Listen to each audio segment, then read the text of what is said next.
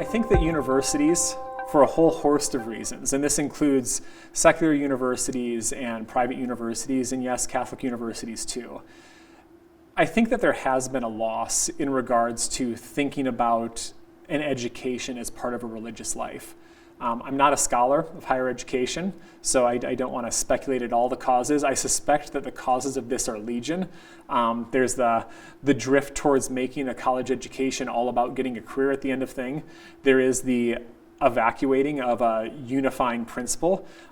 Going back, you would see Catholic universities had Thomistic metaphysics as a unifying principle across all subjects.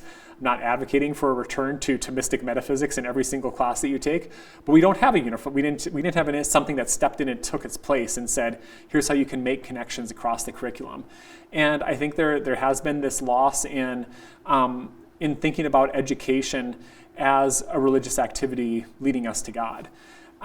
Does that mean that you can't discover education as a religious activity at a Catholic institution? No, of course not. I think you still can.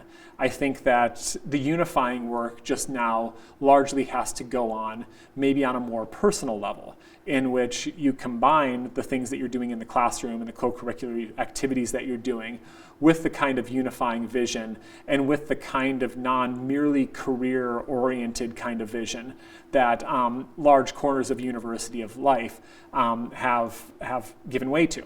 On the flip side, could you have gone through a university 150 years ago, a Catholic university that's totally unified by a Thomistic metaphysical view of reality, in which everyone is more or less on the same page intellectually, in which sort of devotion to the Catholic faith is a crucial part of everyday part of university experience? Could you go through that and not have a religious experience of education?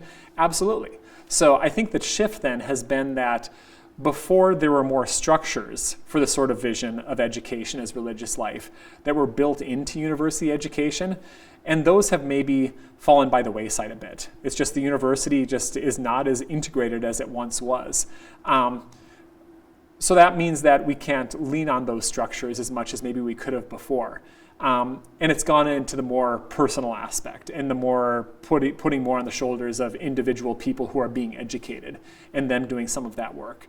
But again, I think that both of those parts were always part of the story. So could you have the structure and not have the religious formation or the sort of that dynamic to education? Sure, you could. And today, can you go through something that doesn't necessarily have the structures and still have the religious formation? Sure, of course you can.